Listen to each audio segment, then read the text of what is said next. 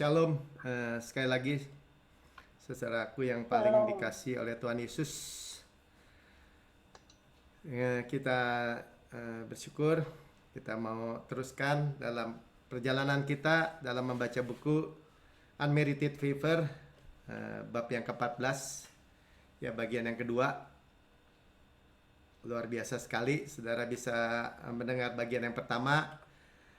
Dan di bagian kedua ini sungguh-sungguh memberkati saya secara pribadi, karena dulu saya biasanya sebagai pemimpin doa peperangan, doa keliling, biasanya kejar-kejar setan gitu ya. Cari-cari di mana gitu ya, dan mengalahkan. Kita menerima sekarang suatu rahasia, judulnya rahasia atau misteri untuk keberhasilan yang baik, ya, keberhasilan yang baik. Misteri tentu saja nanti disingkapkan, ya, dan keberhasilan yang baik itu jenis Yesus, sukses jenis Yesus. Jadi kalau saudara ditanya siapa yang mau sukses atau berhasil jenis Yesus, ya saya angkat dua tangan juga ya, karena kita udah tahu hanya ada dua kategori di mata Tuhan, orang yang diberkati, dan itu saya mau dikenal sebagai orang yang diberkati, atau orang yang terkutuk, ya, atau kelompok orang yang terkutuk. Kenapa terkutuk? Karena masih di bawah kutuk hukum Taurat, padahal sudah ditebus, tapi mau kembali lagi di bawah itu, ya. Nah, kita nggak mau. Ya, kita udah tahu bahwa orang Israel dibawa keluar dari Mesir.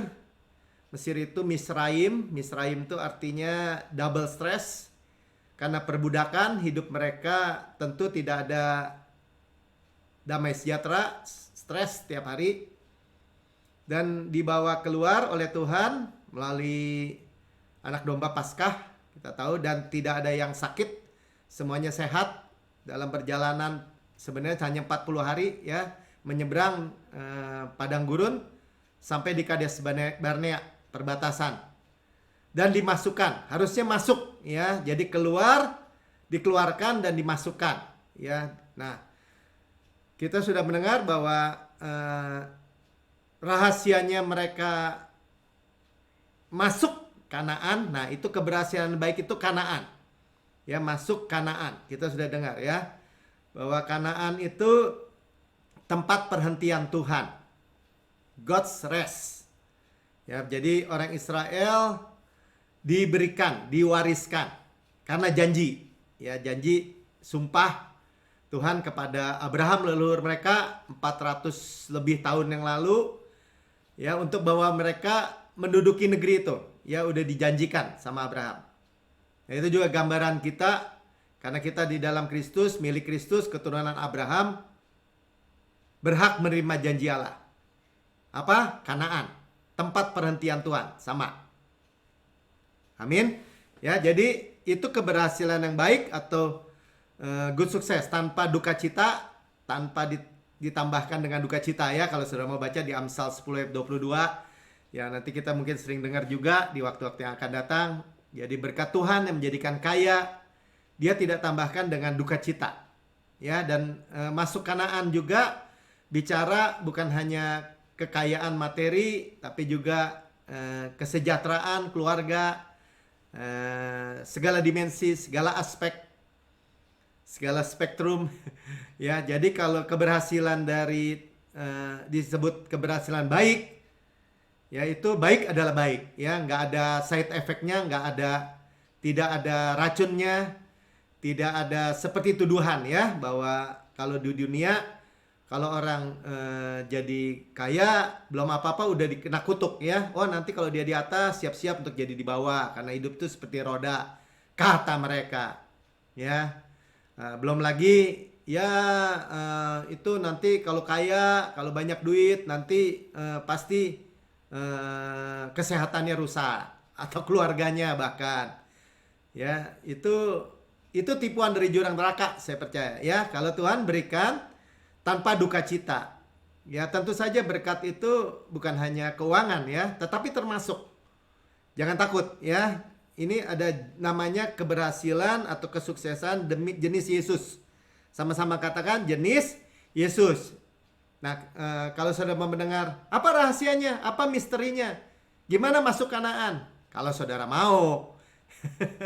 Ya, jawabannya sederhana. Penakut nggak bisa masuk gitu aja. Hanya pemberani ya. Nanti itu rahasianya sebenarnya. Kalau bahasa Inggrisnya kan be strong and take courage ya. Jadi kuat dan jangan takut ya. Jangan kuatkan dan teguhkan hatimu gitu ya.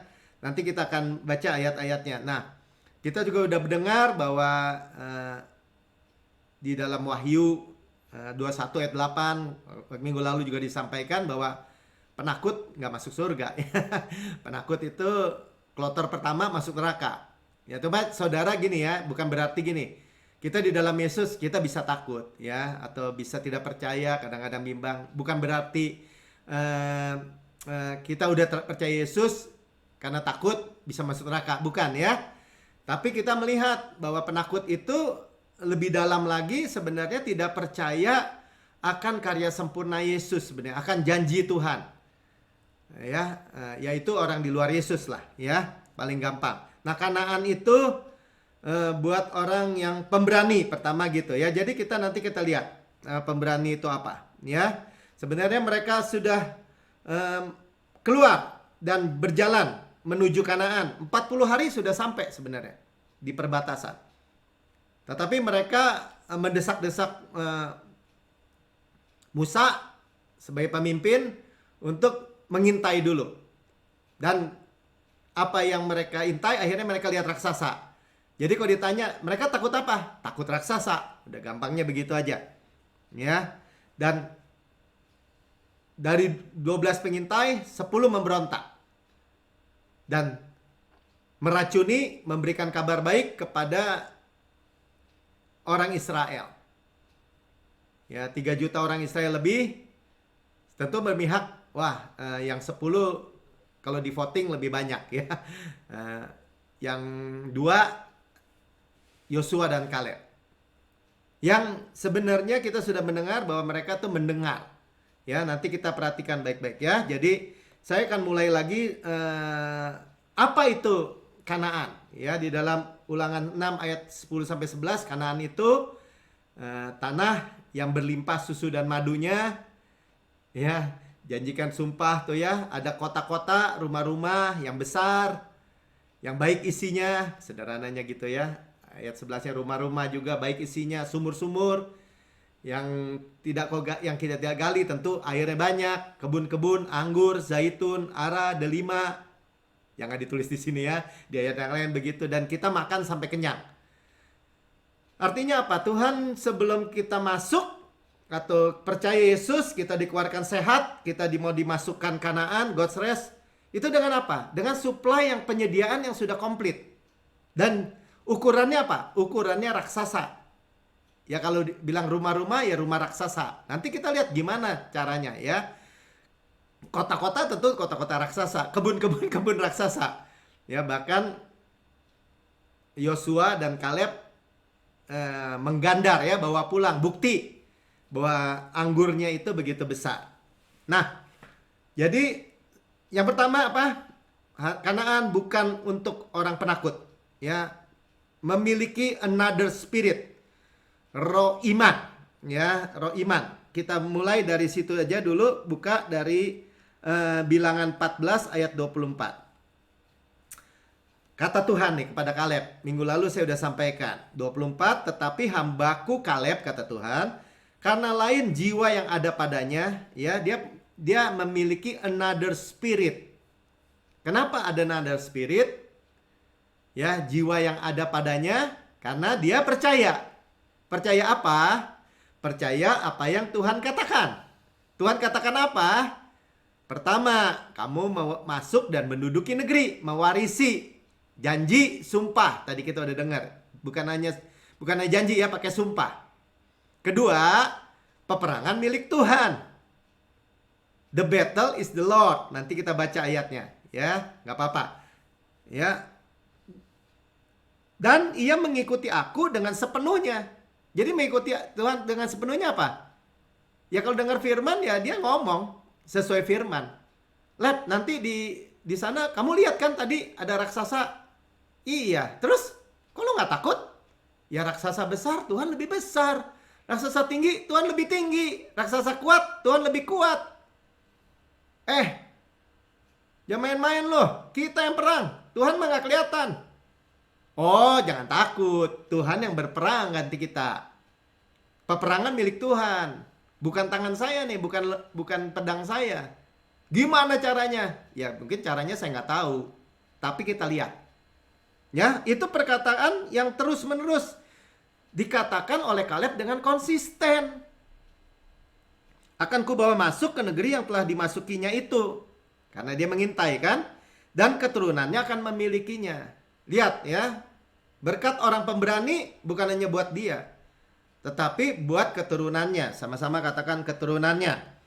Ya. Dan kita boleh buktikan ya. Jadi berkat itu kan dikatakan diwariskan. Mazmur 44 ayat yang keempat saya bacakan. Sebab bukan dengan pedang mereka menduduki negeri. Udah jelas Tuhan bilang. Ya, bukan. Bukan lengan mereka yang memberikan mereka kemenangan. Bukan lengan mereka juga, melainkan tangan kananmu dan lenganmu dan cahaya wajahmu. Lengan, tangan. Ya, tangan kanan bicara apa? Kekuatan Tuhan, lengan Tuhan dan cahaya wajahnya. Sebab engkau berkenan kepada mereka. Bahasa Amplified MSG-nya lebih bagus ya. We didn't fight. Tuh, kita nggak fight, dia bilang. For this land, untuk Kanaan ini. We didn't work. Nggak kerja juga nggak. It was a gift. Itu adalah hadiah, jelas ya.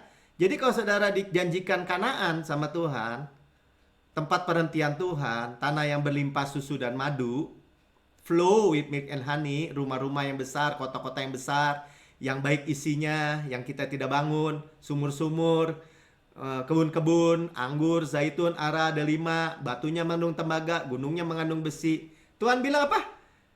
We didn't work for it. It was a gift. You gave it. Nah, waktu Tuhan memberi, Tuhan nggak memberi dengan gini. Lu nyusahin lu, minta-minta melulu. Bukan. Smiling as you gave it. Tuhan itu tersenyum. Delighting as you gave it.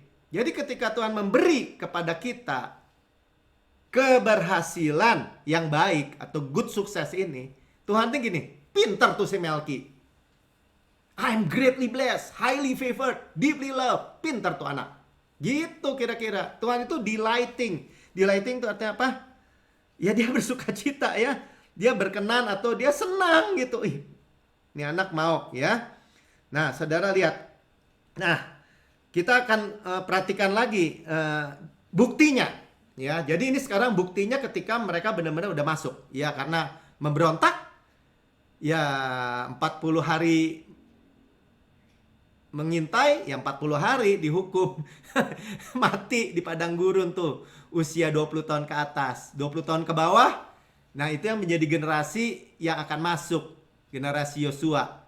Ya. Nah, puji Tuhan kalau hari-hari ini nggak ada penghukuman. Saudara jangan takut ya. Inilah perjanjian lama. Tapi gambaran gitu. Kita boleh melihat bahwa Tuhan itu sebenarnya yang rindu gitu. Yang senang memberikan saudara itu Kanaan gitu. Ya dia yang lebih rindu. Cuman karena memberontak pakai ada hukum Taurat. Ya mati. Ya umur 70, umur 80 mati mereka. Tulang belulangnya berhamparan di padang belantara. Makanya ada apa nyanyian Musa yang sering dipakai di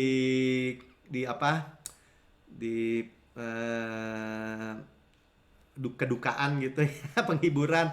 Ya umur manusia 70, paling kuat 80. Padahal nggak salah itu saudara. Ya hamba Tuhan itu nggak baca baik-baik bahwa sebenarnya 70-80 itu karena di bawah penghukuman. Musa lihat. Ya. Tapi Musa nggak nyebut Kaleb. Kaleb 85 tahun baru mewarisi Kanaan. Ya usianya 40 Waktu itu penuaannya stop. 85 tahun dia bilang masih sama aja saya kuat. Demikian juga Yosua. Dan di Mazmur 91 ayat 16, dengan panjang umur kukenyangkan mereka, akan kuperlihatkan keselamatan daripadaku. Nah, untuk percaya gini tuh perlu keberanian, saudara. Perlu keberanian. Ya, jadi buktinya nih ya, Yosua kemudian masuk kan. Setelah 40 tahun, akhirnya masuk dengan generasi yang baru. 20 tahun ke bawah, ya udah 40 tahun jadi udah 60 semua. Ya minimal atau maksimal 460 ya. Atau ya kalau yang tadinya umur 15 jadi 55. Oke ya, ayat 6. Bagian A aja, saya baca cepet-cepet karena diulang-ulang nih. Kalau diulang artinya apa? Penting saudara. Sangat amat penting sekali. Tuhan greget untuk saudara dan saya menerima Kanaan. Sama-sama katakan saya mau. Kuatkan dan teguhkanlah hatimu. Ya. Sebab engkaulah yang akan memimpin bangsa ini mendidik negeri yang kujanjikan. Ya, kuatkan dan teguhkan hatimu aja tuh. Saya tulis ya. Next. Ayat 7 bagian A. Hanya kuatkan dan teguhkanlah hatimu dengan sungguh-sungguh. Ya. Jadi serius gitu, kuatkan dan teguhkan hati. 9. Bukankah telah kuperintahkan kepadamu, kuatkanlah dan teguhkanlah hatimu. Pakai bahasa apa? Pertanyaan retoris. Saya udah ngomong 2 kali kan, ini udah ketiga nih. Dalam satu pasal. Ya, ayat 18 nih. Pasal Yosua 1, ya, bagian B aja. Hanya kuatkanlah dan teguhkanlah hatimu. Jangan lupa, gitulah Tuhan bilang. Sama-sama katakan, kuatkan dan teguhkan hati. Ya. Jadi itulah yang membawa mereka masuk. Ya, sama kalau sekarang kita di perjanjian baru gimana? Kuatkan dan teguhkan hati. Kalau Tuhan bilang gini, dosa tidak berkuasa kalau kamu tidak di bawah hukum Taurat, tetapi di bawah kasih karunia. Kamu adalah kebenaran Allah dalam Kristus. Kita bilang, saya adalah kebenaran Allah dalam Kristus. Saya mewarisi Kanaan. Kuatkan dan teguhkan hati kita. Tadi Mika buka ya, coba ya. Ya. Ini karena gini. Rahasia untuk memperoleh semua warisan atau semua keuntungan janji Tuhan adalah segala dosa kita diampuni. Ya, makanya tadi coba lihat ya, Roma 6 ayat 14. Ya, sebab kamu tidak akan dikuasai lagi oleh dosa, tetap karena kamu tidak berada di bawah hukum Taurat, tidak di bawah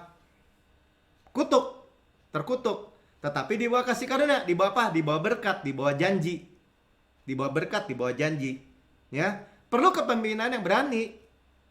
Bukan main-main gitu ya. Jadi kalau kita ngomong tuh bukan bercanda, bukan. Karena apa? Karena udah dibayar. Nah, jadi warisan itu, saya statementnya, warisan itu hanya untuk orang yang diampuni segala dosanya. Baca aja misalnya Mazmur 103 ayat 1-5. Ya, pujilah Tuhan hai jiwaku, pujilah Tuhan hai segenap batinku. Pujilah Tuhan hai jiwaku, jangan lupakan segala kebaikannya. Diampuni segala dosanya, disembuhkan dari segala penyakit. Tuh berkatnya, diampuni segala dosa, disembuhkan dari segala penyakit, ditebus dari segala kerusakan, dimahkotai favor dan kelembutan, mulutnya dipuaskan dengan kebajikan. Arti perkataannya goodness, kebajikan, yang memuaskan hasratmu, memuaskan mulutmu dengan bajikan, sehingga masa mudamu diperbarui seperti pada burung raja wali. Diperbarui, di-renewed, diremajakan. Itu warisan, saudara. Ya, warisan. Nah, sekarang gini, 12 pengintai dikirim. 10 kabar buruk. 2 kabar baik. Sama-sama katakan, saya mau dengar kabar baik aja. Ya. 10 takut, kenapa? Iya betul, negerinya seperti yang Tuhan bilang, bagus. Hanya, cuman, tapi, nah gitu kan. But, ada raksasa-raksasa. Kita udah dengar minggu lalu. Mereka akan makan kita habis. Kita nih seperti belalang di mata mereka. Iya, nambah-nambahin. Mereka bilang, ya kita nih seperti belalang. Tapi mereka bilang, mereka juga melihat kita gitu. Nambah-nambahin. Ya kita udah dengar. Karena 40 tahun kemudian, kurang lebih, ketika Yosua mengutus 2 pengintai, Rahab pelacur yang ditempatin tinggal 2 pengintai itu bilang gini, kemana aja lo? Gua udah tungguin 40 tahun. Kita nih udah gemeter semua. Hati kita sudah lumer dengar kamu mau masuk. Kenapa? Kenapa? Nah, inilah yang menjadi kadang-kadang menjadi tragedi, saudara. Musuh itu lebih tahu bahwa Tuhan kita itu dahsyat gitu. Kita yang punya Tuhan nggak tahu bahwa Tuhan kita itu lebih kuat, lebih besar, lebih tinggi, lebih dahsyat, lebih hebat daripada semua raksasa, masalah, persoalan. Situasi COVID, situasi pandemi, krisis, dan segala macam. Jauh. Tapi musuh lebih tahu. Nah, itu kan tragedi, saudara. Nah, oke lah. Ya, saya mau kasih lihat pertama, ulangi lagi ya. Apa sih yang Tuhan bilang ketika kita mewarisi Kanaan? Keluaran 14 ayat bilang gini.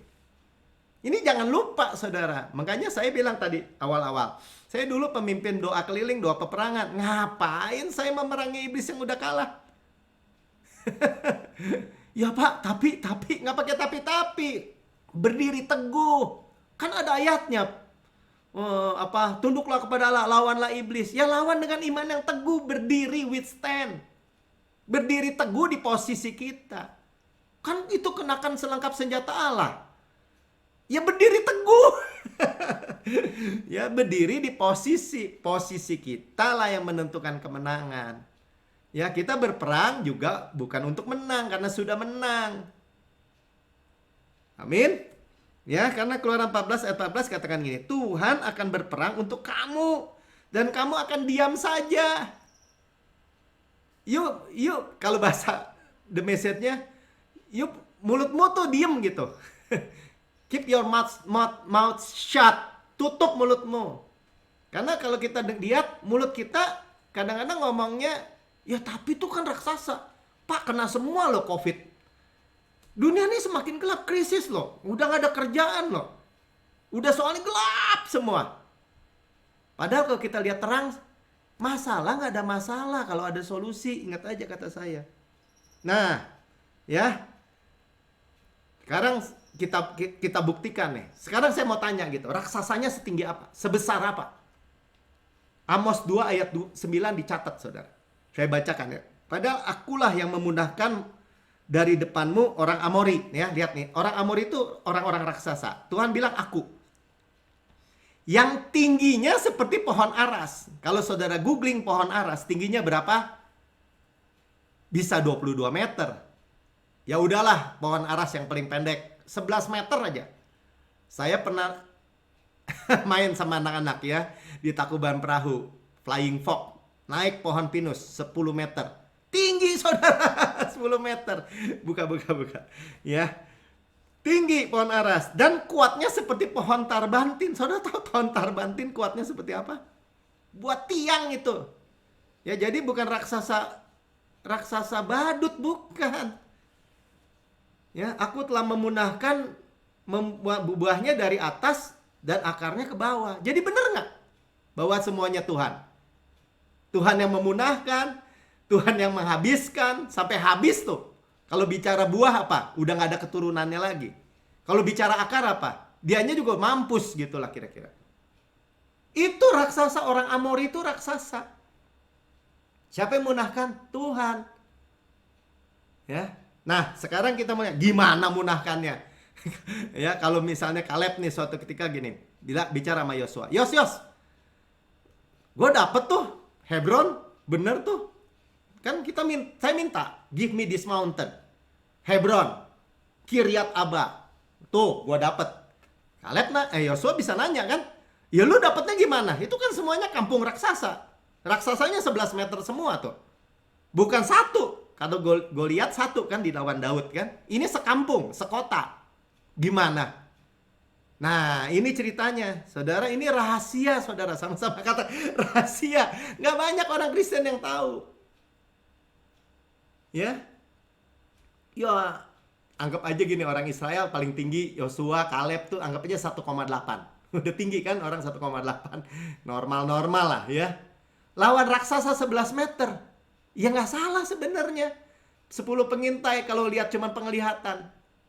Seperti belalang mereka. Semut udah tinggal diinjek aja. Nih, buktinya ya, Yosua 24. Yosua 24 ayat 12. Berarti kalau udah Yosua 24, udah pasal terakhir. Yosua udah menduduki Kanaan. Nah, kemudian gini. Kemudian aku melepaskan tabuhan mendahului kamu dan binatang ini menghalau mereka dari depanmu seperti kedua raja orang Amori. Tuh lihat ya, raja orang Amori ada dua nih. Sesungguhnya bukan oleh pedangmu dan bukan pula oleh panahmu. Tuh ya, sama di Mazmur 44 tadi. Bukan oleh pedang, bukan oleh panah bahkan. Bukan oleh tombak, bukan oleh lengan, boleh tangan atau kekuatan atau kepala. Semuanya diberikan. Nah, sekarang kita baca. Aku melepaskan tabuhan. Tadi saya tulis ya. Apa itu? Hornet. Ya, saya pikir dulu juga gitu. Dung dung dung dung dung dung dung. Tuhan bikin rusuh gitu, raksasa lari. Enggak, Tuhan kirim hornet. Hornet itu apa? Lebah. Lebah besar. Bukan apa Tuhan kirim hornet? Ya kan tanahnya berlimpah susu dan madu. Flow with milk and honey. Lebahnya buat raksasa, madunya buat orang Israel. Jadi yang menghalau siapa? Tuhan. Tuh ceritanya Kaleb gitu kalau cerita sama Yosua. Kabur semua. Saya naik nih sama keluarga saya ke gunung. Itu raksasa lari semua dikejar tawon atau lebah. Padahal Tuhan udah ngomong, saudara. Tuhan udah ngomong. Tadi kan Keluaran 14:14. Padahal Tuhan juga udah ngomong juga kepada orang Israel. Keluaran 23 ayat 27. Baca ya. Kengerian terhadap aku. Terhadap siapa? Bukan terhadap orang Israel. Orang Israel mah kecil-kecil. Akan kukirimkan mendahului engkau. Buktinya apa? Buktinya pelacur Rahab cerita. 40 tahun kemudian. Aku akan menghancurkan semua orang yang kau datangi. Dan aku akan membuat semua musuhmu lari membelakangi engkau. Lari masuk ke laut semua itu. Terus 28. Lagi. Nah lihat ya. Aku melepaskan tabuhan. Aku melepaskan hornet. Mendahului engkau. Sehingga binatang-binatang itu menghalau orang Hewi, orang Kanaan, orang Het itu. Raksasa-raksasa semua ini. Dari depan kamu. Jadi udah diceritain belum? Sudah. Dan kejadiannya benar nggak? Benar. Nah makanya buat kita Tuhan ceritain lagi di kitab Ulangan. Kita lihat kitab Ulangan. Ulangan 7 ayat 20. Ya, buat saudara dan saya ada kitab Ulangan. Kitab Ulangan tuh apa sih? Ya diulang-ulang. Supaya kita mantep gitu. Saya adalah kebenaran Allah dalam Kristus. Amin. Saya percaya. Saya mewarisi Kanaan. Amin. Amin. Gitu. Lagi pula Tuhan Allahmu, tuh lihat ya, akan melepaskan tabuhan. Tabuhan apa? Hornet. Menyerbu mereka sampai habis binasa. Ingat baik-baik ya, sama-sama katakan habis binasa orang-orang yang masih tinggal dan yang menyembunyikan diri terhadap engkau. Kalau pakai hornet, raksasa bisa ngumpet di mana? Dikejar masuk. Ya. Sekarang saudara tanya, kenapa pakai hornet? Kenapa nggak pakai malaikat aja? Obrak-abrik, pakai gempa, pakai segala macam bom dari Tuhan. Seperti yang merubuhkan tembok Yeriko. Kenapa? Kenapa? Ada yang tahu nggak? Ya, karena Tuhan mewarisi kota-kota, rumah-rumah yang besar dan baik isinya. Kalau dibom semua sama malaikat ya hancur, saudara. Kebun-kebun anggur, zaitun, ada 5 yang udah dibangunin. Jadi raksasa itu tukang bangun, kuli buat Tuhan untuk mempersiapkan semua untuk kita. Ya, saudara lihat. Jadi kalau Kaleb pun 40 tahun ikut keliling. Mungkin tahun 10 tahun pertama dikata-katain masih sama temannya. Ah Kaleb, lu sama juga lu keliling-keliling sama gua. Enggak, gua mewarisi. 20 tahun kemudian teman-temannya masih bilang, buktinya lu masih ada di sini. Mana? Kanaan. Mana tanah berlimpah susu madu? Mana? Ada raksasa, tahu. Sama aja lu keliling-keliling sama gua. Oh enggak, tenang aja. Lihat ya. saya akan mewarisi dan keturunan saya mewarisi peperangan milik Tuhan. Udah 30 tahun kemudian, nah teman-temannya itu mulai banyak yang mati. Keok mati tua. Lep, gue lihat lu, mungkin omongannya udah robah saudara. Gue lihat tuh kalau sehat terus sih. Gue lihat tuh tambah muda. 35 tahun, 36, 37 tahun. Udah hampir habis. Ya teman kita udah tinggal 2-3 orang nih pada mati. Kok lu masih hidup, Lep? Tambah sehat gue lihat lu. Gue mewarisi Kanaan. Sudah lihat ya? Ketika saudara mewarisi Kanaan dari Tuhan, Tuhan pelihara hidup saudara. Makanya Kaleb bilang gini, give me this mountain, berikan aku gunung itu. Karena aku masih sama kuat untuk keluar dan masuk, naik turun gunung, ngangkat pedang, angkat panah, tombak, padahal nggak kepake. Ya, sama aja kuat. Nggak beda 45 tahun yang lalu. Sekarang 85 tahun saya. Saudara, bagi Tuhan, kalau saudara mewarisi warisan keberhasilan yang baik, saudara pelihara hidup saudara. Tuhan Yesus memberkati saudara. Amin.